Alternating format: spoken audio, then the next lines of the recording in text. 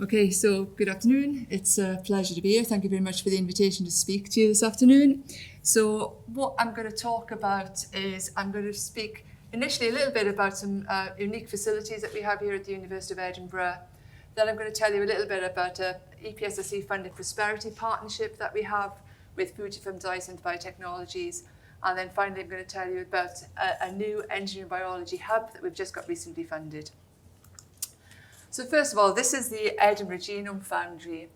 And so what the Edinburgh Genome Foundry does is it builds genetic constructs. So if you're going to do any engineering biology, then you need to build DNA constructs. And this is probably the most automated DNA assembly platform globally. And so this was funded by UKRI back in 2015. And we can do a huge amount of work with that. So what does the Edinburgh Genome Foundry do? So we follow the engineering biology design, build, test, learn cycle. And so at the Edinburgh Genome Foundry, we have developed an excellent suite of software that helps us to design genetic constructs rapidly, efficiently. And this software is globally renowned. It's used by lots of large companies as well as all sorts of academic biofoundries all over the world. We then can use the automated robotic platform to build the DNA, put the DNA into cells, test that it does what we think it's going to do, learn from that and go back around the design cycle. So if you were a postdoc with your thumb using a pipette, you'd probably do about sort of like 70 to 100 constructs a week. If the foundry's running at full scale, then we can do up to 2,000 constructs a week. So we have, it gives us an enormous capacity for building genetic constructs. And so one piece of equipment that we've bought recently, in the last couple of years, is something called a beacon system. And what this beacon system does is it takes individual cells using light into nanopens. And you can see from the video here, those light boxes are charged because of the chips have got gold electrodes on them. So they've developed a charge. The cells are charged. You can use that to capture individual cells, take them into wells. You can do a whole suite of assays in the wells and then choose the cells that do whatever you want them to do and then use a light ladder to get them back out and take them into 96 well plates. So the combination of our ability to build a huge number of genetic constructs and then select them on this platform is globally unique and it's hugely powerful. So how are we using this kind of platform? So we were very fortunate to get an EPSSC Prosperity Partnership funded with Fujifilm Dyson Biotechnologies.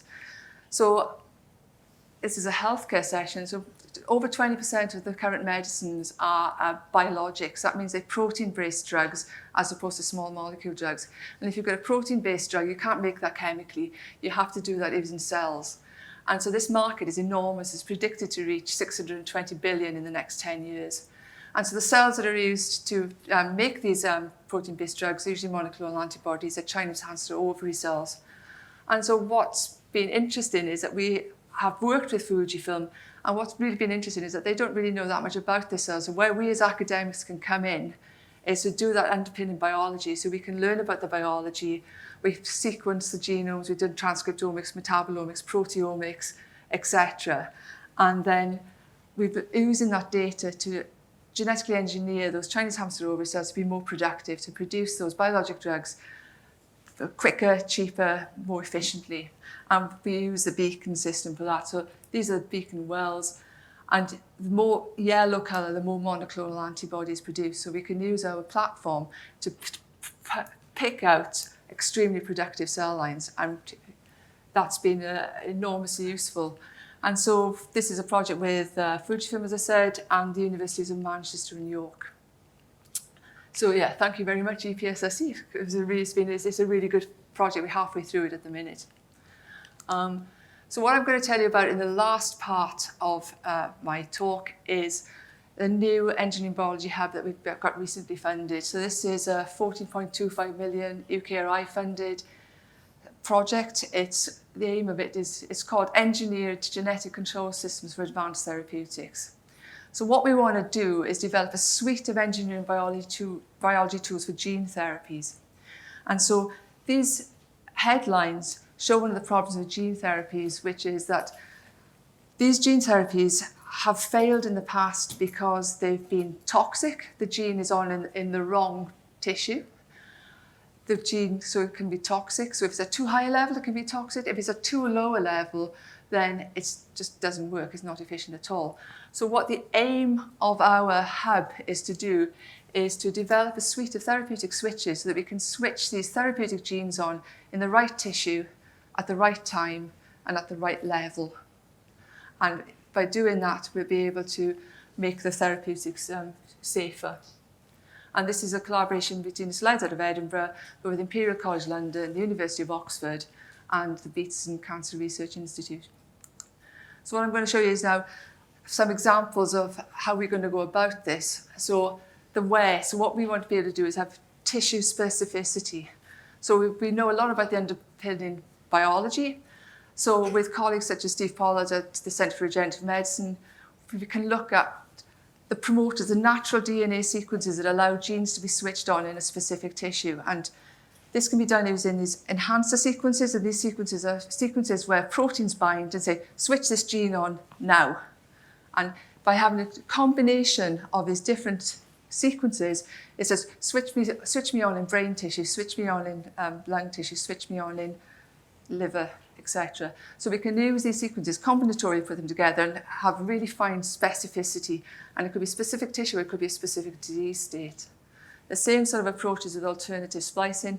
You get different types of RNA produced in different tissues, and we can use that variation to make synthetic switches to switch them on only in specific tissues. The other way that you can do that is by delivery. So one of the big challenges in gene therapy is to deliver the therapeutic genes.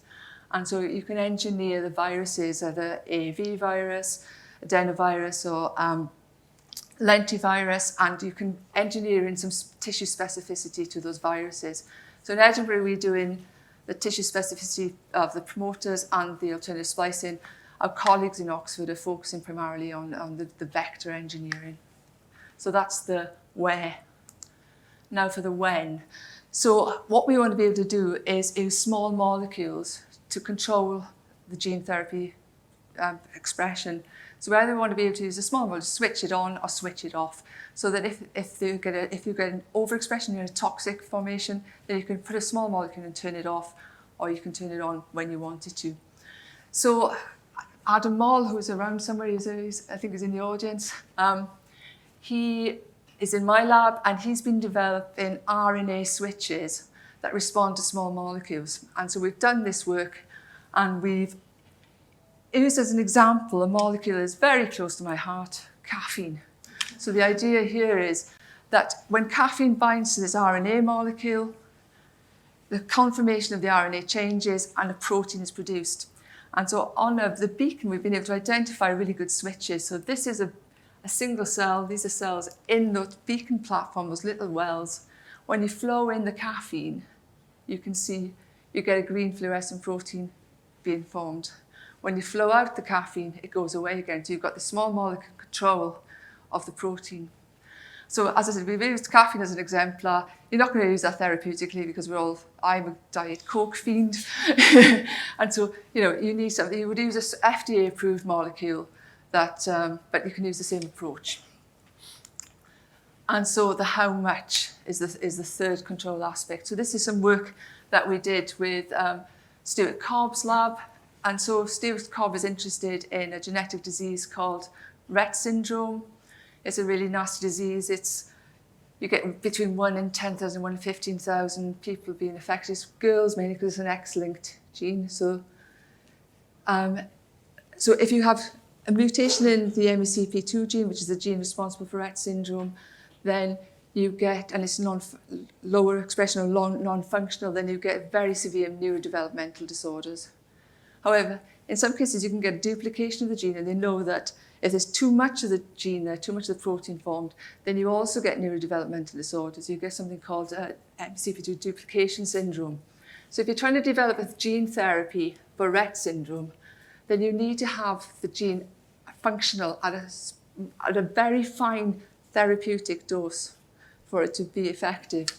So with Stuart, what we did is we developed a synthetic gene therapy structure where we can use microRNA, which acts as a feedback loop. So if too much of it is produced, then it feeds back and damps it down. So it damps the expression down to be precisely at a therapeutic level.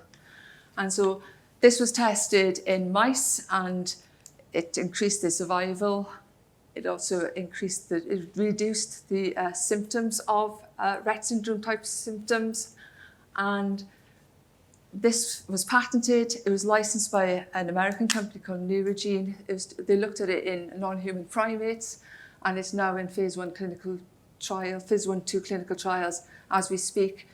So young girls in America with Rett syndrome have been treated with this, and we'll know more by the end of the year.